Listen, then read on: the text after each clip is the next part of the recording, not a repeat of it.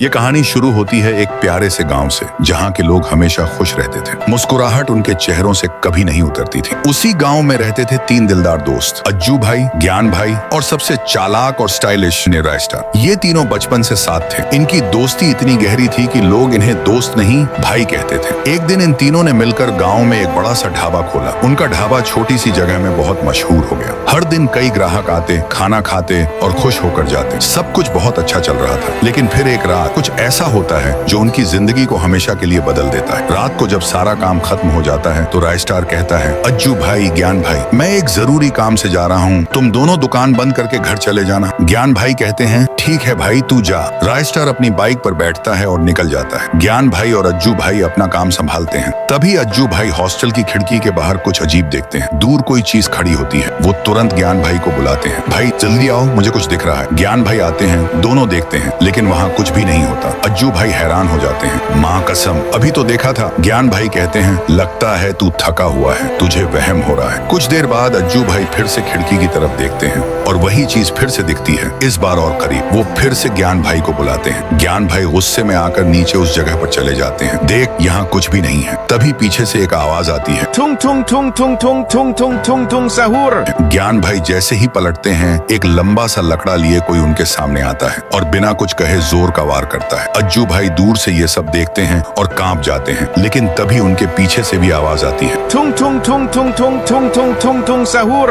वो पलटते हैं तो देखते हैं 3 लंबा लकड़ा उनके सामने खड़े हैं, आंखों में गुस्सा। अज्जू भाई अपनी जान की भीख मांगते हैं, लेकिन कोई सुनने वाला नहीं था। अगली सुबह जब लोग ढाबे पर आते हैं तो देखते हैं अज्जू भाई और ज्ञान भाई की लाशें ढाबे की छत से लटकी हुई हैं। राय स्टार को बुलाया जाता है। जैसे ही वो ढाबे पर पहुंचता है, अपने भाइयों की हालत देखकर टूट जाता है। ये किसने किया मेरे भाई जैसे दोस्तों के साथ? तभी गांव का एक बुजुर्ग आता है, कहता है, मैंने पहले ही कहा था रात के वक्त यहाँ मत रुकना, लेकिन तूने नहीं सुना। राय स्टार समझ जाता है ये कोई आम मौत नहीं थी। उसी रात राय स्टार फैसला करता है कि वो इस राज का पर्दाफाश करके रहेगा। रात के 2 बजे जब पूरा गांव अंधेरे में डूबा होता है, राय स्टार अपने ढाबे में छिप जाता है। तभी उसे जंगल की तरफ कुछ लोग जाते हुए दिखाई देते हैं। राय स्टार समझ जाता है यही है वो बल्ला उठाता है और उनके पीछे दौड़ पड़ता है। लेकिन जैसे ही पास पहुंचता है, तीनों लोग अचानक गायब हो जाते हैं। तभी पीछे से एक आवाज आती है, ठुंग ठुंग ठुंग ठुंग ठुंग ठुंग ठुंग ठुंग ठुंग सहूर।